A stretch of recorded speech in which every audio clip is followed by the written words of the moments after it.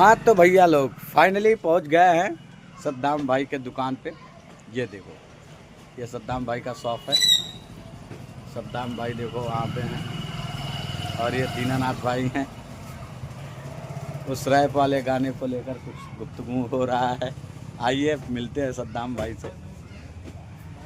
ये देखो, चैनल का नाम क्या है? राजेश पांडे SDR।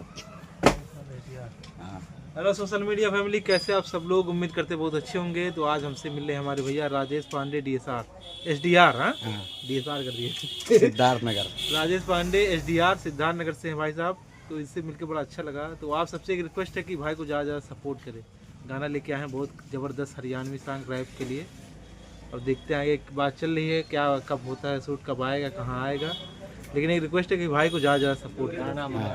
हाँ, कहाँ और ये हमारे प्रोड्यूसर साहब हैं दीनानाथ जी, ठीक ना।